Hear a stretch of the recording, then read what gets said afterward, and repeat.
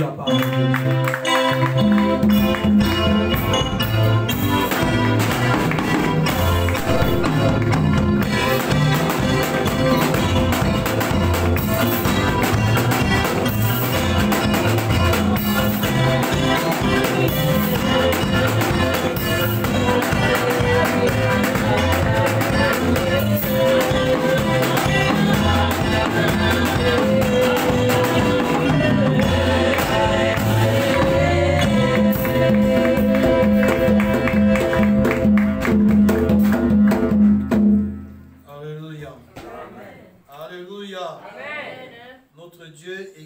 Toujours Dieu. Amen. Alléluia.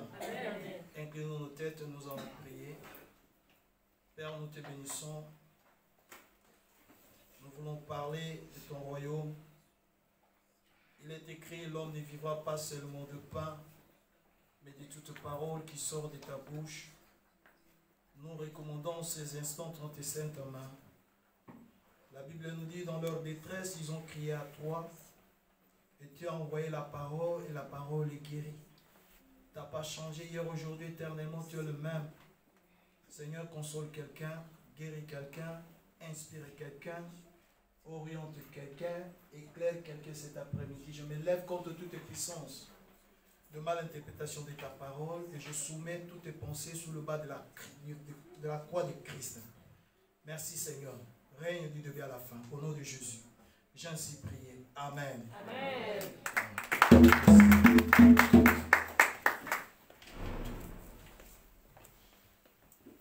Alléluia. Amen. Je vous salue tous au nom de notre Seigneur Jésus. Dieu continue à nous garder et à nous protéger. Si nous nous sommes levés ce matin, c'est par la grâce de Dieu. Beaucoup voulaient être comme toi, comme moi, mais ils n'ont pas reçu cette grâce. Et cela ne veut pas dire que nous sommes plus parfaits, mais tout c'est par la grâce de Dieu. Alléluia. Amen. Amen. Prenons nos Bibles de Romains chapitre 8.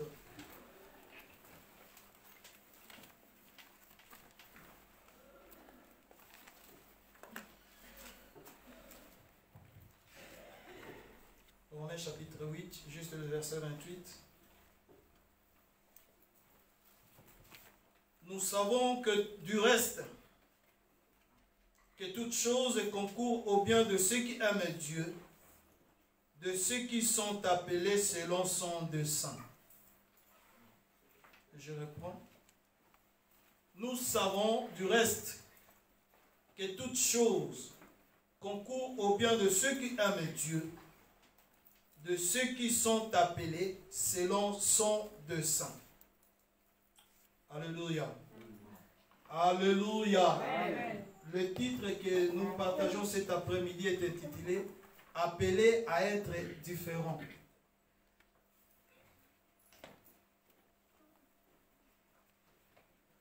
Nous sommes appelés à être différents. Même physiquement parlant, quand on se voit ici, chacun est différent de l'autre. Chacun a sa taille, chacun a sa couleur. Nous sommes tous différents de l'un de l'autre. Mais il y a une chose que Dieu nous a appelés. Et quand on appelle quelqu'un, cela veut dire qu'il est quelque part. Tu l'appelles pour aller de l'autre côté ou bien tu as un message à lui transmettre. Ici, l'apôtre Paul nous dit, nous savons du reste que toute chose concourt au bien de ceux qui aiment Dieu, de ceux qui sont appelés selon son destin. Dieu nous a appelés, nous étions tous dans le monde. Mais Dieu nous a appelés pour être différents du monde. Le monde a ses goûts. Le monde a sa vision. Le monde a sa façon de juger les choses. Mais Dieu nous a tirés du monde pour venir vers lui. Et quand Dieu nous a appelés pour venir vers lui, la Bible nous dit, à tous ceux qui l'ont reçu, il leur a donné le pouvoir de devenir enfants de Dieu. Et si quelqu'un est enfant, c'est qu'il a un père. Et nous avons, toi et moi, nous avons un seul père. C'est Dieu. Dieu est notre père. Il nous a appelés. Il nous a adoptés. Il est le père de notre Seigneur Jésus. Et comme il nous a appelés, il nous a adoptés. C'est pourquoi la Bible nous dit, nous sommes les co-héritiers de Christ. Donc tout ce que Christ a comme héritage, toi et moi, nous l'avons aussi. C'est pourquoi on nous appelle les co-héritiers de Christ. Nous voyons même dans les adoptions qu'on fait ici, si tu adoptes un enfant, il devient ton enfant. Il a le même droit que ton enfant biologique. Ton enfant biologique n'est pas plus que cet enfant que tu as adopté. Ils ont le même droit. Et comme Dieu nous a adoptés, nous avons le même droit que Christ. C'est pourquoi on nous dit, nous sommes les co-héritiers de Christ. Alléluia. Mais le thème que nous partageons cet après-midi, nous les enfants de Dieu, que Dieu a adoptés, que Dieu a appelés, nous sommes appelés à être différents. Différents de qui? Différents du monde. 1 Pierre chapitre 2.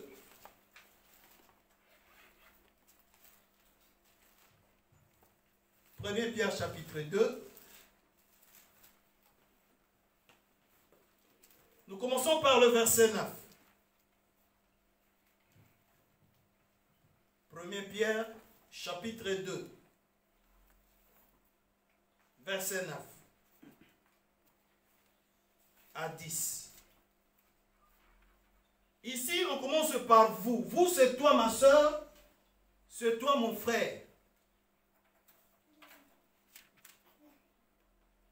Vous, au contraire, vous êtes une race élue. Si aujourd'hui nous sommes des chrétiens, des chrétiennes, c'est parce que Dieu nous a élus. Les autres n'arrivent même pas. Parce qu'ils n'ont pas été élus. Ou bien leur temps n'est pas encore arrivé. Puisque c'est Dieu seul qui décide. Parce que la Bible nous dit, personne ne peut venir à Christ si lui-même ne l'appelle.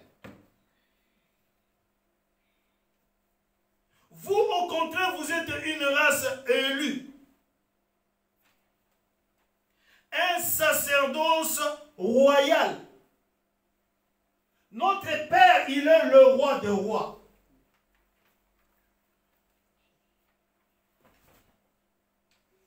Jésus-Christ est son fils. Et nous, en tant que fils de Dieu adoptés, comme notre Dieu, il est le roi des rois, nous sommes entrés dans le sacerdoce royal.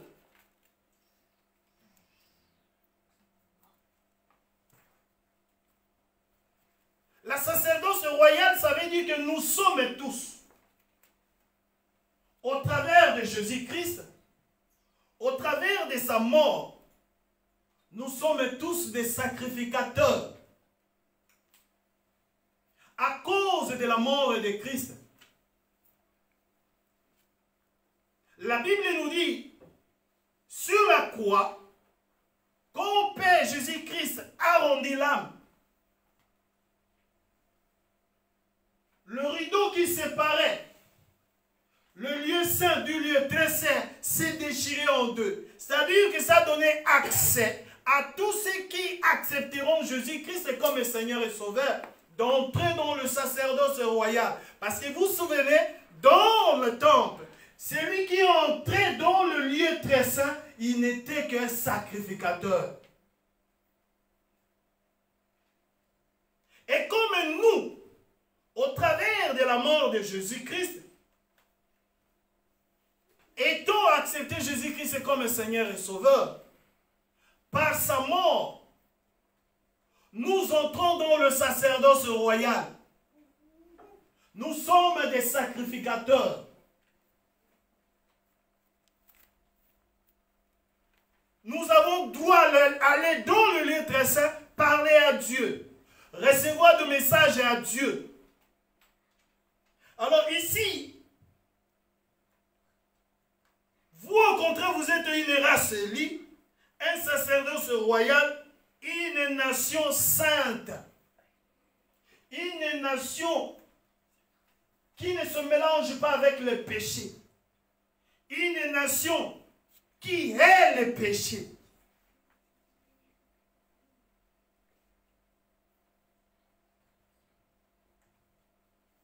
Un peuple acquis. Avant, nous étions dans le monde, mais à cause de la mort de Christ, Dieu nous a acquis. Dieu nous a rachetés. Dieu nous a récupérés. Parce qu'on était perdus. Mais à cause de la mort de Christ, Dieu nous a récupérés. Ici, la Bible nous dit, Dieu nous a acquis. Un peuple acquis. Il faut être fier de ce que tu es. Dieu t'a acquis. Dieu m'a acquis. Dieu nous a acquis au travers de la mort de Jésus-Christ. Et nous sommes un peuple de Dieu. Nous sommes une race élue. Nous appartenons à un sacerdoce royal. Afin que nous annoncions, afin que vous annonciez le vertu de celui qui vous a appelé des ténèbres. Le monde sur les ténèbres. Ceux qui ont eu la grâce de visiter le ciel et puis de revenir, ils ont témoigné que quand ils ont pris, l'Esprit de Dieu a pris leur âme, leur esprit, monté, et quand ils regardaient la terre, là où toi et moi nous sommes, tout était ténèbres.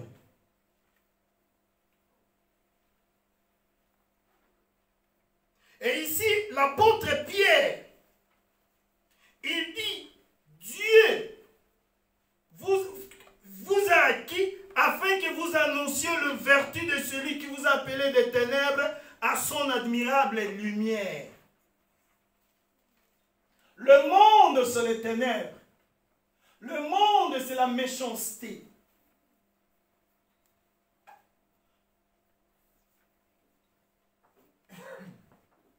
Mais vers Dieu, c'est la lumière. C'est pourquoi Christ disait, je suis la lumière du monde. Celui qui me suit ne marchera pas dans les ténèbres, mais il aura la lumière de la vie. Alléluia. Amen. Alléluia. Amen. Donc Dieu nous a appelés pour que nous annoncions de vertu, des bonnes choses, l'amour de Dieu, la fidélité de Dieu, la puissance de Dieu, la reconnaissance de Dieu, la faveur de Dieu, sa grâce.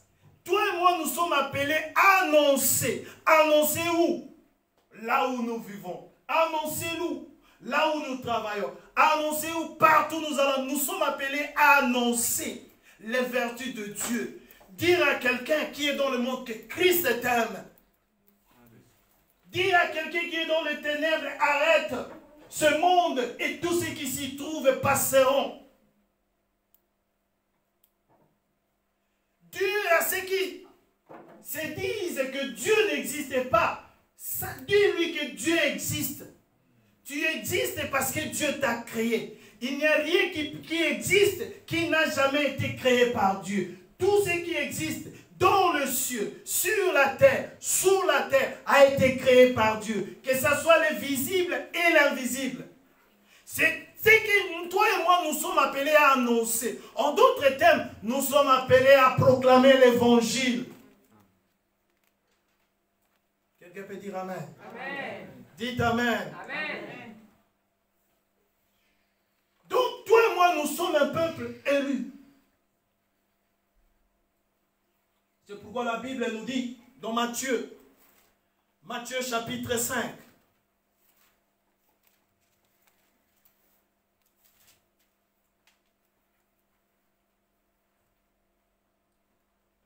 versets 13 à 16. Matthieu, chapitre 5, verset 13 à 16. Cette parole s'adresse à toi, s'adresse à moi, s'adresse à l'Église, s'adresse au peuple élu, s'adresse à ceux qui ont un sacerdoce royal. Vous êtes le sel de la terre. Mais si le sel perd sa saveur, avec quoi la lui rendra-t-on? Il ne sert plus qu'à être jeté dehors et foulé aux pieds par les hommes.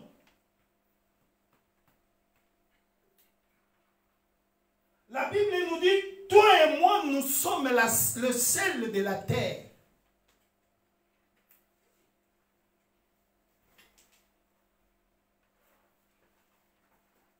Nous voyons, quand vous avez soit le poisson, soit de la viande, pour essayer de conserver cela à long terme, nous utilisons le sel. Le sel évite la décomposition. C'est pourquoi nous avons des poissons salés, il y a aussi des viandes salées. On met du sel pour conserver, que cela ne puisse pas se décomposer. Et si aujourd'hui, le monde continue à être un monde, c'est à cause de toi, c'est à cause de moi, car nous sommes le sel de la terre. Grâce à toi, jusque-là, la terre ne s'est pas encore décomposée. Parce qu'il y a des chrétiens, il y a des personnes qui invoquent Jésus, qui prient à Dieu, qui demandent sa grâce, qui implorent sa miséricorde. C'est à cause de nous. Nous sommes le sel de la terre. C'est pourquoi jusque-là, Dieu ne continue pas à détruire parce que toi et moi, nous y sommes. Le sel, bien aimé dans le Seigneur. Puisqu'il y a des gens qui sont malades, et le docteur peut dire, je vois ta tension, il ne faut plus mettre du sel dans la nourriture.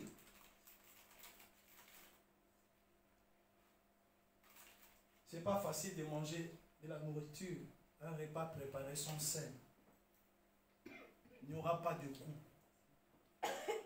Alléluia. Amen. Une nourriture qu'on n'a pas mis du sel, il n'y a pas de goût.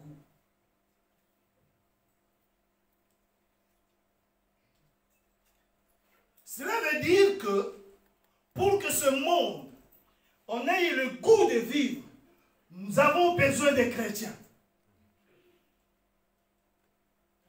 Sans chrétien, la vie n'a pas de sens.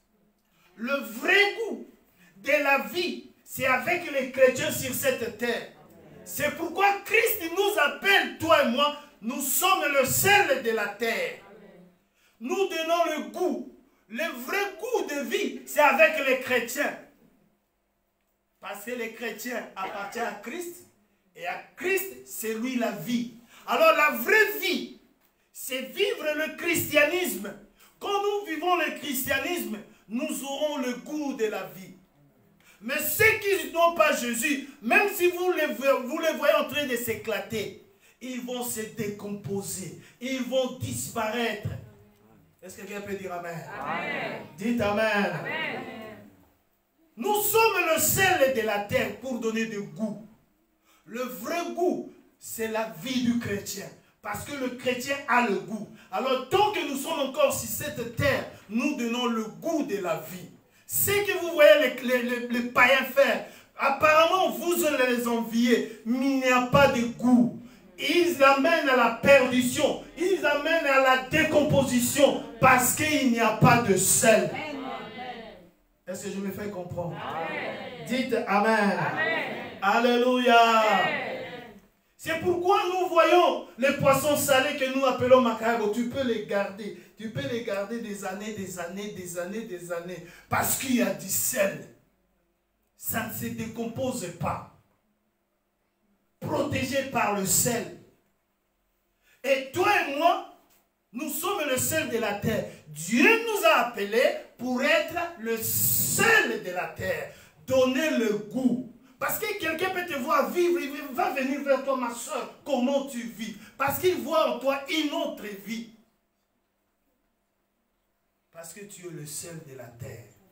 Alléluia. Amen. Alléluia. Amen. Et Christ a rajouté, verset 14, vous êtes la lumière du monde.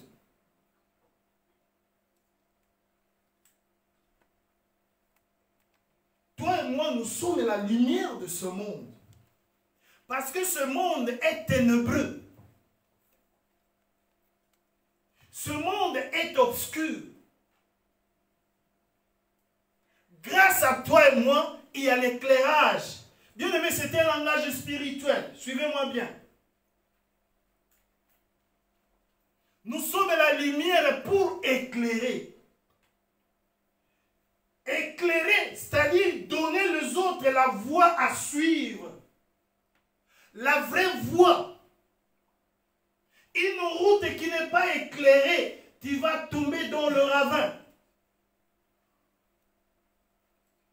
Mais toi et moi, nous sommes la lumière. Quand nous marchons, nous éclairons. Et celui qui va nous suivre va voir, à gauche, à droite, il y a un trou. Il y a un obstacle, je peux sauter, je peux dépasser, je peux aller à gauche, à droite, parce que nous sommes la lumière du monde. Étant la lumière du monde, nous sommes appelés à percer les ténèbres. Les ténèbres représentent les œuvres du diable. La sorcellerie, la magie, l'envoûtement, le blocage, la maladie, la stagnation, les attaques.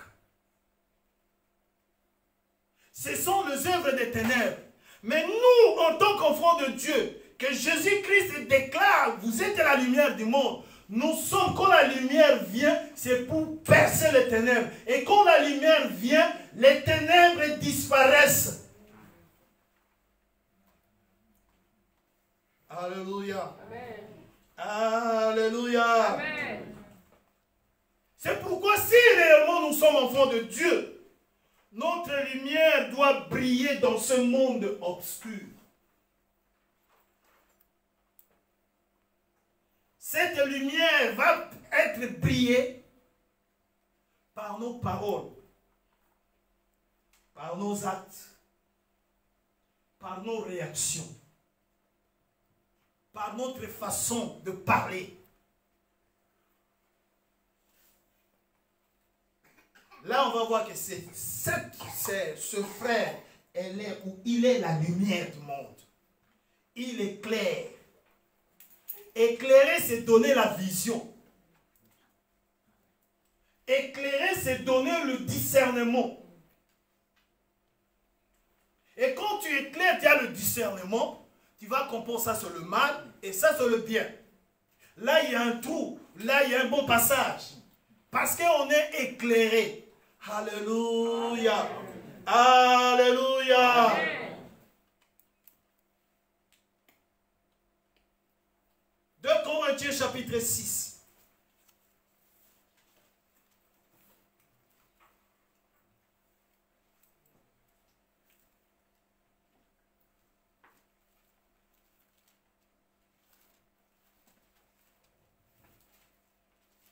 2 Corinthiens chapitre 6, verset 18.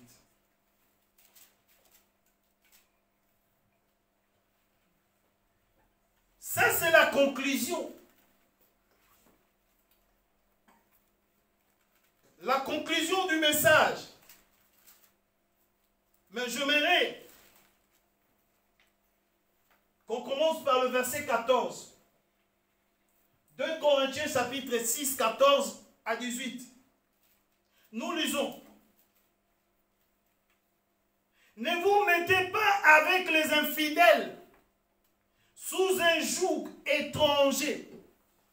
Car, quel rapport y a-t-il entre la justice et l'iniquité? Ou qu'y a-t-il de commun entre la lumière et les ténèbres? Toi, tu es la lumière. Les infidèles, les païens, représentent les ténèbres. Mais nous savons que parmi eux, il y en a autant opportuns, autant de Dieu, ils vont venir vers le Seigneur. Mais jusque-là, ils sont encore dans les ténèbres. Mais vous ne devez pas vous mettre avec eux.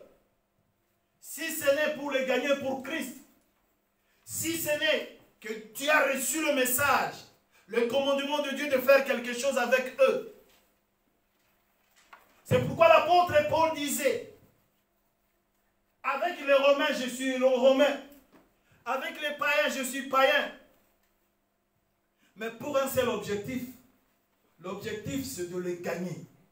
Mais si tu te sens, tu n'es pas capable de gagner. Il ne faut pas y aller. Alléluia. Amen. Alléluia. Amen. Parce qu'entre ces deux combats, il n'y a jamais eu de match nul. Soit l'un ou l'autre gagne. Mais si tu as reçu l'ordre de Dieu, de se mettre avec ces étrangers, de se mettre avec ces infidèles, que Dieu t'a ordonné, vas-y. Il ne te laissera pas, il ne t'abandonnera pas. Mais il ne faut pas avoir le sentiment d'être avec eux. Mais sinon, ils vont te gagner. Alléluia. Amen. Et si tu es gagné, tu seras plus pire qu'avant. Alors ici, l'apôtre Paul, il parle aux Corinthiens. À Corinthe, il y avait beaucoup d'aventures. Il y avait des gens qui se rassemblaient, qui viennent à l'église et il est de l'autre côté. Il mélangeait tout. C'est pourquoi il avait écrit ce message. Ne vous mettez pas avec les infidèles sous un joug étranger. Quel rapport y a-t-il entre la justice et l'iniquité? Ou qu'y a-t-il de commun entre la lumière et les ténèbres? Quel accord y a-t-il entre Christ et Bélial? Ou quelle part a les fidèles avec les fidèles? Vous allez souvent vers eux. Quelle est ta part là-bas? Tu vas gagner quoi? Mais si c'est une recommandation du Seigneur, gloire à Dieu, vas-y. Et le verset 16 nous dit, car quel rapport y a-t-il entre les ténèbres, entre le temple de Dieu et les idoles? Car nous sommes le temple de Dieu vivant. Nous, toi ma soeur, toi mon frère, tu es le temple de Dieu vivant. Amen. Comme Dieu l'a dit, j'habiterai, je marcherai au milieu d'eux. Je serai leur Dieu et ils seront mon peuple. C'est pourquoi, verset 17, sortez du milieu d'eux et séparez-vous, dit le Seigneur. Ne touchez pas à ceux qui sont impurs et je vous accueillerai. Et quand vous faites cela, la réponse vient au verset 18. Je serai pour vous un père. Et vous serez pour moi des fils et des filles, dit le Seigneur Tout-Puissant. Alléluia. Il est notre Père. Mais pour qu'il soit notre Père, nous ne devons pas nous mettre sous un joug étranger. Nous ne devons pas nous attacher avec les infidèles. Sinon, on ne sera plus enfant de Dieu et il ne sera pas notre Père. Il dit, je serai pour vous un Père, verset 18, Et vous serez pour moi des fils et des filles, dit le Dieu Tout-Puissant. Il est le Tout-Puissant. Il est au-dessus de toute puissance. Il est au-dessus de tout règne. Il est au-dessus de toute autorité. On peut se fomenter, on fait s'allier contre toi. Mais sache que ton Dieu, il est le Tout-Puissant. Alléluia. Et s'il est le Tout-Puissant, rien ne peut nous faire peur. Parce que celui qui est en nous est plus grand que celui qui est dans le monde. Le monde sont les ténèbres. Alléluia. Alléluia. Nous sommes le sel et la terre de ce monde. Le sel, c'est pour donner le goût. Quelqu'un peut avoir beaucoup d'argent. Il peut être, je ne sais pas, dans un autre standing. Mais il peut te voir ta vie. Toi qui as Jésus-Christ, il vient, toi, il va te voir, tu as le goût de vivre. Comment tu vis? Comment tu t'en sors avec ce que tu as? Tu lui donnes le goût de la vie. Tu dors calmement.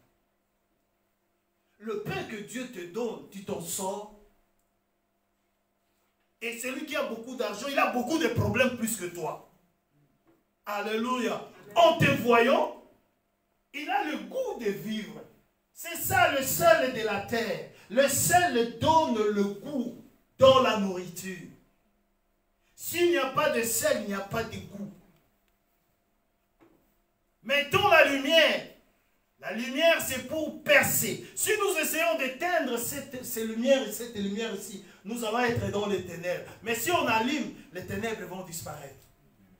Alléluia. Amen. Alléluia. Amen. Éphésiens chapitre 5.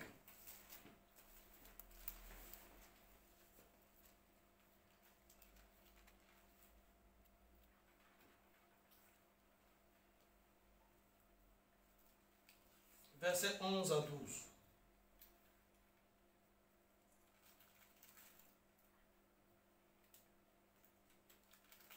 Nous lisons Éphésiens chapitre 5, versets 11 à 12.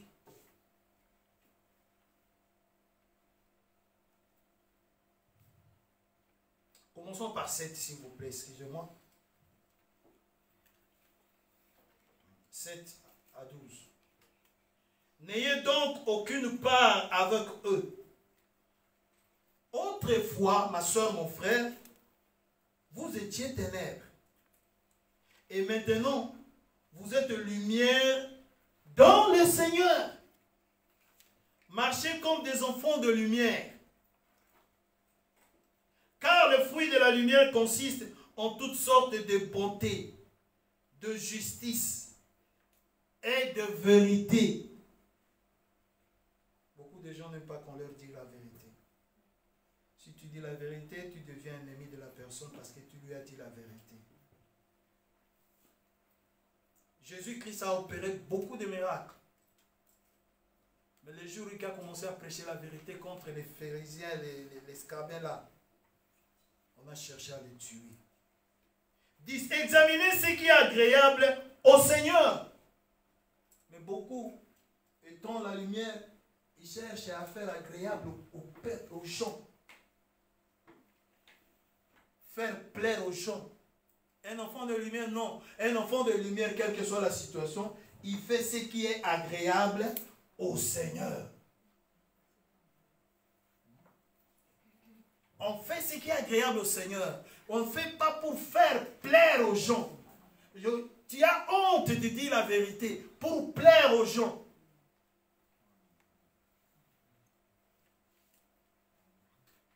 Et ne prenez point part aux œuvres infructueuses des ténèbres, verset 11. Mais plutôt, condamnez-les.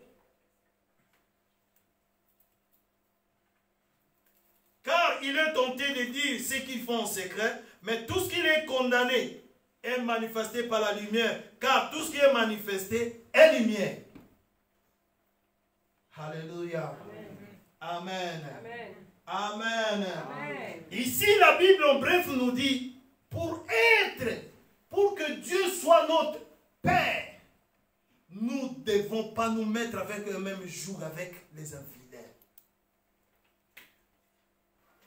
Et si nous abandonnons cette vie, nous venons vers lui, lui sera notre Père et nous serons ses fils et ses filles.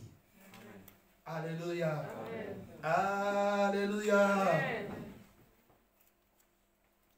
C'est pourquoi le Saint-Esprit m'a dit, nous sommes appelés à être différents. Tu es appelé pour être différent à qui? À ceux qui sont dans le monde. C'est pourquoi la Bible nous dit, on dit que nous vivons dans le monde, mais nous ne sommes pas du monde. Parce que nous sommes lumière. Le monde est ténèbres. On ne peut pas associer la lumière et les ténèbres. Parce que quand la lumière est là, les ténèbres vont disparaître. Et si la lumière part, les ténèbres vont apparaître. Les deux ne peuvent pas marcher ensemble. Alléluia. C'est pourquoi l'Esprit de Dieu nous a dit, toi et moi, nous avons été appelés. Mais cet appel a été pour que nous soyons différents du monde. C'est pourquoi l'Esprit de Dieu nous a appelés, dit, appelés à être différents. Parce que nous sommes la lumière et nous sommes le sel de la terre. Alléluia. Amen. Différent, ça veut dire quoi? Différent, ça veut dire hors du commun. Différent, ça veut dire que nous devons être insolites. Différent, ça veut dire que nous sommes appelés à être extraordinaires. J'aime ce verset-là.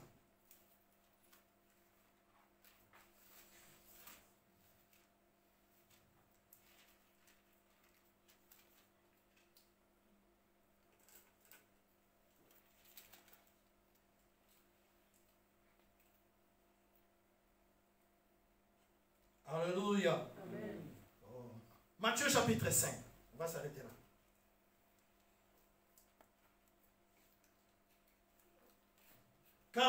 À partir de 44.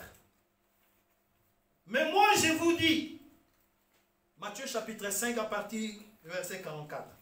Mais moi je vous dis, aimez vos ennemis. Bénissez ceux qui vous bénissent. Faites du bien à ceux qui vous haïssent.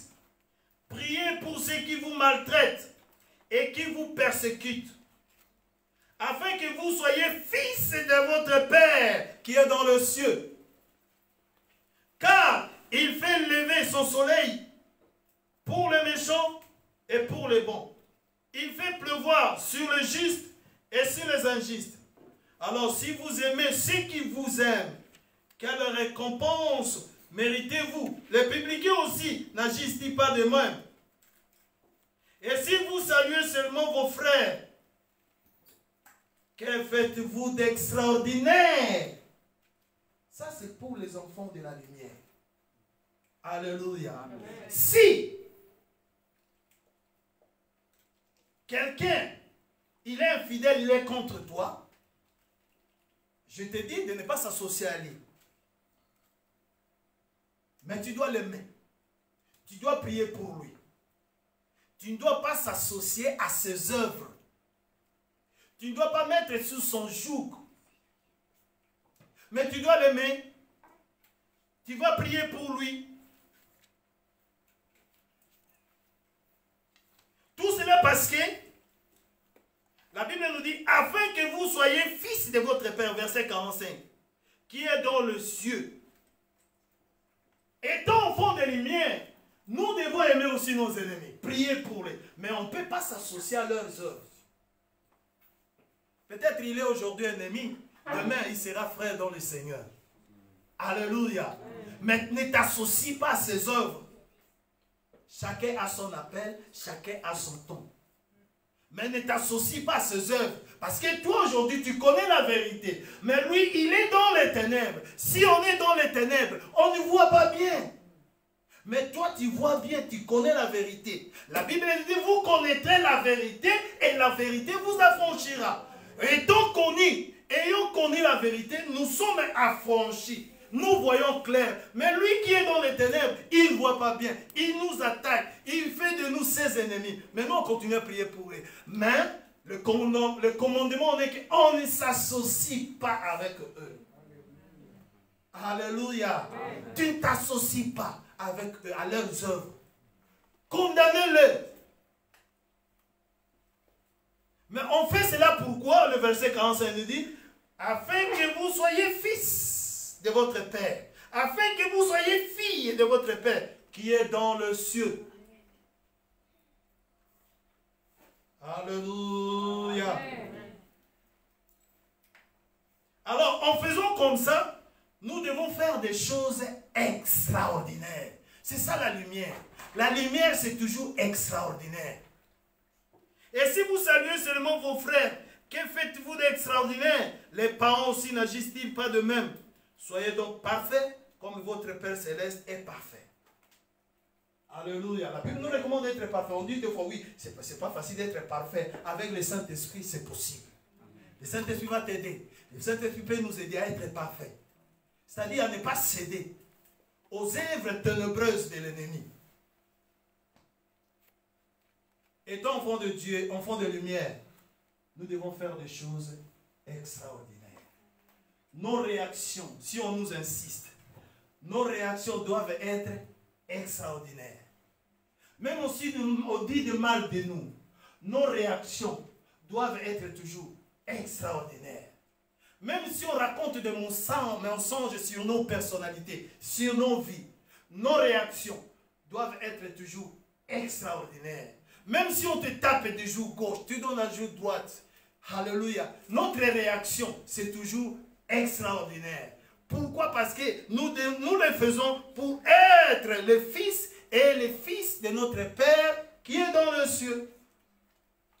Alléluia. Alors c'est pourquoi le thème de cet après-midi a été intitulé « Appelé à être différent ». Un enfant de Dieu est différent. Un fils de Dieu est différent. Une fille de Dieu est différente. Différente, ce n'est pas dans l'aspect physique, mais différente dans la mentalité, dans la parole, dans la réaction. Tu vas comprendre. Celui-ci et celle-ci, c'est un enfant de Dieu. Amen. Amen. Amen. Amen. Mettez-vous debout, nous allons prier. Est-ce qu'on peut acclamer le Seigneur quand même?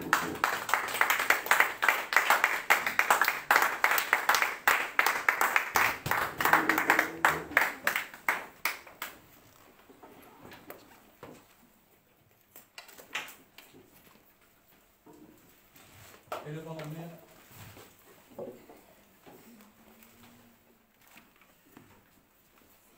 Dieu nous dit que nous sommes appelés à être différents. Différents du monde dans lequel nous vivons. Parce que ce monde a ses principes. Et la parole de Dieu a aussi les siens. Donc nous allons prier à Dieu par la puissance du Saint-Esprit. Là où on a été faible, que nous soyons forts. Là où on tombe souvent, qu'à la prochaine occasion, on ne tombe plus. Que nous soyons aidés, que nous soyons accompagnés par le Saint-Esprit. C'est pourquoi Christ disait aux disciples, je ne vous laisserai pas orphelins, parce qu'il sait que ce n'est pas facile. Je ne vous laisserai pas orphelins. Un orphelin, c'est quelqu'un qui n'a pas de soutien. Un orphelin, c'est quelqu'un qui n'est pas protégé. Un orphelin, c'est quelqu'un qui est à la portée de tous. Mais c'est pourquoi Christ a rassuré à ses disciples, je ne vous laisserai pas orphelins, je vous enverrai les consolateurs. Et ça n'a pas tardé. C'est pourquoi nous allons demander que nous soyons tous remplis du Saint-Esprit. Que le Saint-Esprit nous conduise en tant qu'enfants de Dieu, en tant que fils et filles de Dieu, que nous soyons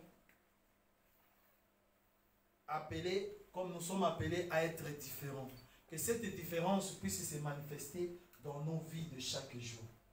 Élevons nos voix, commençons à prier. Prions dans le nom de Jésus-Christ. Seigneur, merci pour ta parole.